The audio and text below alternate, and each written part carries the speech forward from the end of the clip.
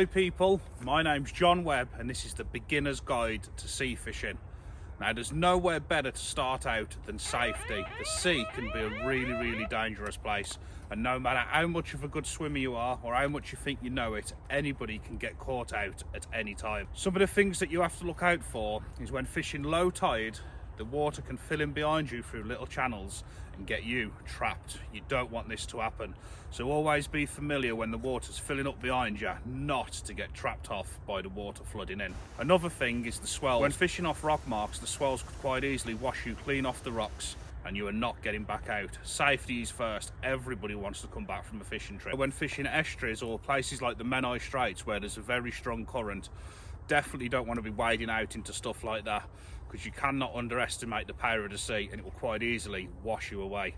What I would say, my recommendation, unless you know where you are going very well, always go in pairs. Safety is one of the main things from sea fishing. Look out for your tides, look out for slippy rocks, look out for the big swells that could wash you away. Be careful about tidal currents and know your surroundings. Safety is absolutely paramount. So you just started sea fishing, you're going to need some rods and reels. There are absolutely thousands and thousands on the market, from low cost to very high cost. First of all, you need to establish exactly what sort of fishing you're going to be doing. There's boat fishing where you need boat rods, there's lure fishing where you'll be fishing little lures and jellies for the bass and other little species, or there's beach fishing or beach casting, which is predominantly what probably 80% of sea fishermen do. There are so many rods and reels out there, you're spoilt for choice, and you do generally get what you pay for. I use the Penn Prevails beach casters, I do, the surf rods in 15 foot, and they seem to do me for everything I do, from arbor fishing to pier fishing to beach casting to fishing in the tidal areas to fishing in the estuaries. They really are a good rod, and these are kitted out with Shimano Beastmaster reels. I use a 25-pound Daiwa sensor line, and this is pretty much my go-to anywhere. It will pull in whatever you want, from the smaller fish like the bass, the cod, the mackerel, right up to the bullous and the taupe and all that type of stuff. They really are an amazing rod. Another thing that you're going to need, especially for beach fishing and shore fishing, is a tripod of some sort. I use the Icon tripod. It's the best tripod I've used. And what the tripod does is it gives you somewhere to rest your rods when you're waiting for a bite. You can lean them against walls, you can lean them against railings on the piers and stuff, but you're almost certainly going to need a tripod at some point in your sea fishing. Another good piece of kit, which I'd recommend again when fishing off walls, off piers, or when you can't get to the edge of the water, is a drop net. And what this is a net that you drop down for when you've got a fish on. You pull the fish over the net and then lift the net up, and this allows you to land bigger fish without the worry of pulling them up off the arbor walls and your line snapping. So let's talk rigs. What rigs are you going to need? Now, there are hundreds of different types of rigs out there, and all fishermen use different types of rigs for the same fish with great success. So it really is hard to say which rig works best in which situation. I use 3 rigs in my collection. That is pretty much all I use. I use the pulley pennel, where the lead pulls up the line when you have a fish on to stop the lead getting caught up in snags or seaweed when you are fighting the fish. Another rig I normally use this on clearer bottoms when I'm fishing sort of like estuaries or places like the Menai where the flow is going from left to right, is a running rig. It's a great rig this, and I like it when the flow is going left to right because it pushes the bait away from the lead and it all sits perfect. Another rig that I like to use is a 2-hook flapper. Now you can put smaller baits on here like half a worm, little bits of mackerel, catch the smaller fish. And these 3 rigs are my go-to, but there are hundreds if not thousands of different types of rigs out there. So it's best to have a little look around and see what works best for you. But what I have found is the rig really isn't that important. It's about getting the right bait in the right place at the right time and making sure that that hook point is sharp and proud. Every percentage you want to stack in your favour. If you've got a sharp hook and if you've got the right bait in the right place, you are stacking the percentages in favour of you. Whereas if you're fishing where there's not many fish around, your hook is blunt, the bait's not really what the fish are having, you put in the odds against you then. So fishing is all about putting those odds in your favour. Another thing that you want to do when fishing for the species that you intend to fish for, make sure where you tie the hook on the line is strong enough for the fish that you're trying to land. Fish like conger eels, taupe, big bullous, they can bite through the line. So in some cases, a wire trace or a thick leader is needed to stop that fish biting through your line. Selecting the right lead for the style of fishing you are doing and for the types of ground you'll be fishing on is key. Gripper leads with the 4 spikes on them are ideal for fishing on beaches where you want the grippers to dig into the sand so you can tighten your line up without the lead dragging across the bottom. Also in some areas where the tide's pulling really fast and you want that gripper to just stick it on the bottom and give you that extra bit of grip.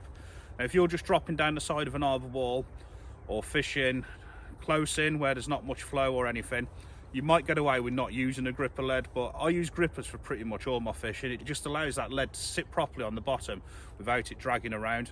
Now if you're fishing in a really snaggy area with loads of rocks, loads of weed, the gripper might not be the best idea there because your gripper will get caught on the bottom, which will result in a lot of snaps. As I mentioned earlier, finding the fish and where people are catching fish is pretty important, because at the end of the day, if the fish aren't there, you're not going to catch them.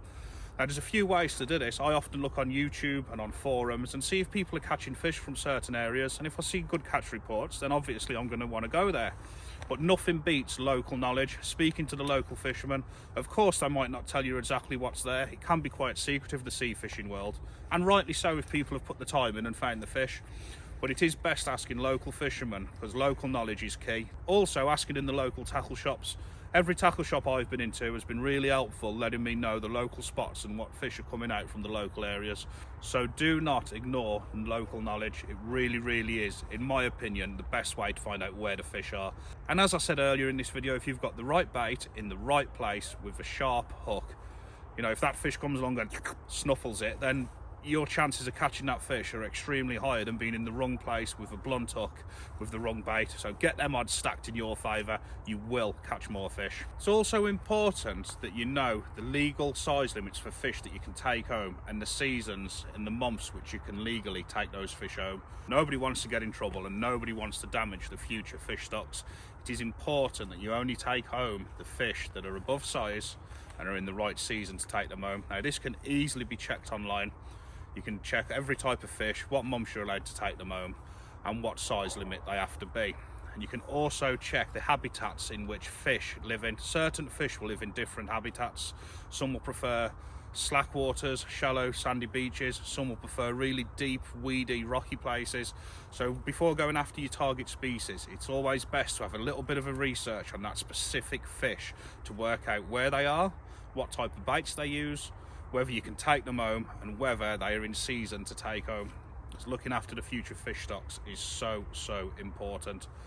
Sea fishing is free, there is no license needed. You can fish anywhere along the UK and you can fish for free, excluding some piers which do charge, but 99.9% of the coast along the UK is free sea fishing with no license required. Another point that I'd like to point out is at the end of every session, it's really important to wash stuff down, especially your reels. You can do this when you get home in normal water. The salt that's in the seawater soon corrodes those fishing reels.